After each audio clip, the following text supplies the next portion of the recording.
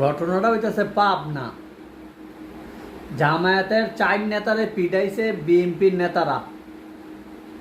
মিজানুর রহমান বলছিল না যে একদল খাইছে আরেক দল খাওয়ার জন্য রেডি, এই কথাই তো কইছিল। আসলে যতই বলেন যে কোনো সরকারি আসুক না কেন, এই দেশ ঠিক করতে পারবো না, এই দেশ ঠিক হবে না। কারণ এটা গোড়ার থেকেই নষ্ট হয়ে আইছে, গোড়া থেকে নষ্ট হয়ে আসছে। এই মারামারি কিসের জন্য? সব টাকা। রাজনীতিতে কি আছে? টাকা আছে। ক্ষমতা গেলে কি পাবে? টাকা পাইব। কেমনে টাকা কামাইব? টাকা কামানোর রাস্তার অভাব নাই।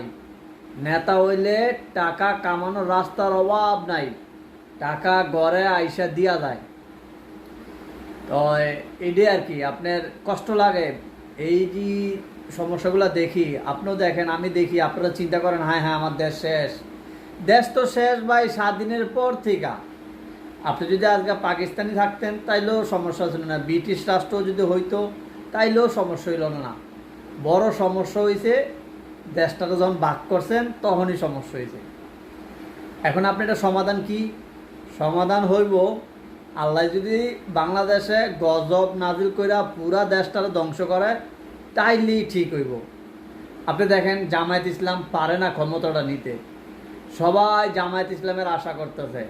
কিন্তু জামায়াত ইসলাম আসলেই দেশ শান্তিতে থাকবে, কিন্তু শান্তিতে থাকবে কি না থাকবে এটা জামায়াত ইসলাম আসলে পরে দেখা যাবে ওনারা আমাদের জন্য কতটুকু করে। তা এখন এই যে মইনুল ইসলাম নেই না, মামুনুল হকের ভরসায় আসিল, উনি ভালো টিয়া দিত। ফজলুল করিমের উপরে ভরসায় আসিল, চরমুনের উপরে ভরসায় আসিল, মিজানুর রহমানের উপর ভরসায় আছে।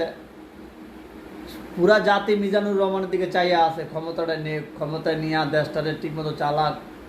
কিন্তু ওনারা নিবে না, ওনারা ক্ষমতা নিবে না। আমি এটাও বলে দিতে পারি, জামায়াত ইসলাম যদি এই চান্সে যদি ক্ষমতায় না আসে তাহলে জামায়াত ইসলাম নিচ্ছিন্ন হয়ে যাব বাংলাদেশ থেকে।